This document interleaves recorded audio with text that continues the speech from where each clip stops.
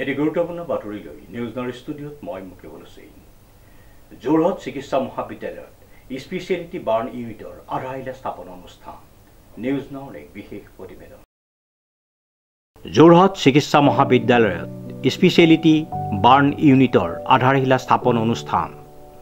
ONGCৰ 11,83,00,000 টকা অৰ্থ সাহায্যৰে নিৰ্মিত হ'ব অত্যাধুনিক বাৰ্ণ ইউনিট। যোৰহাট চিকিৎসা মহাবিদ্যালয়ৰ মূল ভৱনৰ 3য় মহলাত নিৰ্মাণ হ'বলগীয়া এই অত্যাধুনিক বাৰ্ণ ইউনিটৰ আধাৰশিলা স্থাপন কৰে ONGCৰ শীৰ্ষ বিষয়াৰ লগতে যোৰহাটৰ বিধায়ক হিতেন্দ্ৰনাথ গোস্বামী, যোৰহাট চিকিৎসা মহাবিদ্যালয়ৰ অধ্যক্ষ ডাক্তৰ ৰত্নকান্ত তালুকদাৰ প্ৰমুখ্যে বিশিষ্ট ব্যক্তিসকলে। আগন্তুক 6টা মাহৰ ভিতৰত ইয়াৰ নিৰ্মাণ কাৰ্য সম্পূৰ্ণ হৈ উঠিব বুলি জানিব পৰা গৈছে। কাৰণ আমাৰ বাৰ্ণ ইউনিট আছিল যদিও খুব তেনেকুৱা ধৰণৰ গ্ৰেড 1 যাক আৰ্ট অফ দ্য ষ্টেট বুলি কয়, খুব ভালকৈ এটা বাৰ্ণ ইউনিট ইয়াত হ'ব। মোৰ দেন 11 কোৰ্চ তেখেতসকলে ONGCৰ যে যিটো সমাজৰ কাৰণে দিয়া পইচা থাকে সেই তাৰ পৰা দিছে, আৰু আমাৰ প্ৰিন্সিপাল তালুকদাৰে এইটো ক্ষেত্ৰত ইনিচিয়েটিভ বহুত ল'লে।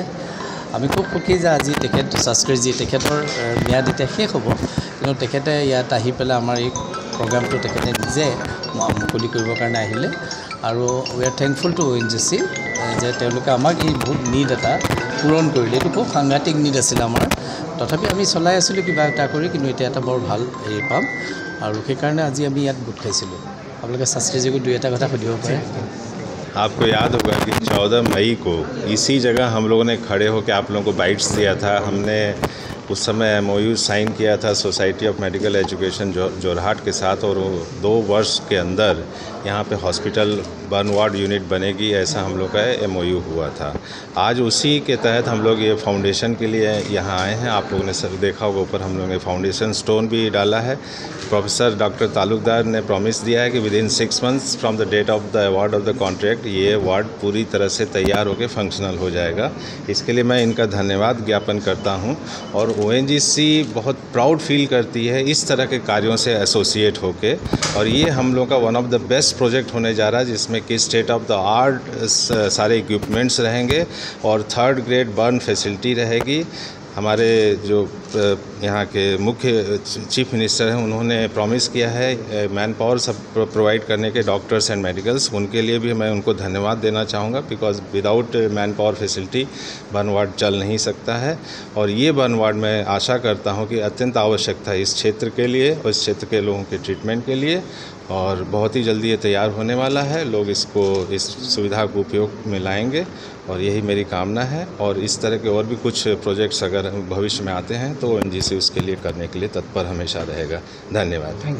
আমাৰ আজি খুবেই সুখৰ খবৰ, আমি খুব গৰ্বিত অনুভৱ কৰিছোঁ, কিয়নো আমি ONGC লিমিটেডৰ লগত আগৰ পৰা কথা পাতি আছিলোঁ, আৰু তেখেতসকলে আমাক 11.83 কোটি টকাৰ এটা এই প্ৰজেক্টটো তেওঁলোকে দিছে, আৰু প্ৰজেক্টটো ইতিমধ্যে PW থ্ৰু দি টেণ্ডাৰ কাৰণে গৈছেগৈ, আৰু আজি আমি তাত ফাউণ্ডেশ্যন ষ্ট'ন তাৰ এটা আজি প্ৰতিষ্ঠা কৰা হ'ল, কাৰণ মাননীয় শাস্ত্ৰীজী বিশাল শাস্ত্ৰীজী যিয়ে কৰিছে তেওঁ একচুৱেলি এই মাহতে ৰিটায়াৰ হ'বৰ কাৰণে তাৰ যোৱাৰ আগতে আমি ফাউণ্ডেশ্যন ষ্ট'ন কৰি ল'লোঁ, আৰু আশা কৰিছোঁ এইটো বস্তুত হ'লে আমি গোটেই বাৰ্ণৰ যিখিনি আহে, আমি ধৰক টাৰ্চিয়াৰী কেয়াৰ বুলি যিটো কয় বাৰ্ণৰ কাৰণে সংলগ্ন সকলোখিনি, আমি এতিয়ালৈকে বাৰ্ণ ৱাৰ্ড এটা চাৰ্জাৰী ডিপাৰ্টমেণ্টত আছে, কিন্তু আমাৰ ল'ব লগা সুবিধাখিনি একো নাই।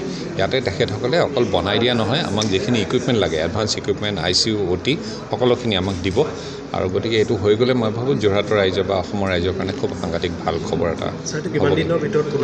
আমি এনেই 2 বছৰ সময় লোৱা আছে, কিন্তু আমি ভাবিছোঁ যে কাৰণ আমি বহুতকেইটা হেৰিৰ লগত কথা পাতিছোঁ কিমান সময় লাগিব, কাৰণ আমাৰ যিহেতু ছাদৰ ওপৰত হ'ব, গতিকে আমাৰ তলৰ কাম একো নাই কনষ্ট্ৰাকশ্যন কৰিবলৈ, গতিকে 6 মাহ 8 মাহৰ ভিতৰত আমি ভাবিছোঁ এইটো প্ৰথমটো হয়। ডিব্ৰুগড়ত বোধ কৰোঁ এটা আছে, কিন্তু মধ্য অসমৰ কাৰণে এইটো প্ৰথম হ'ব।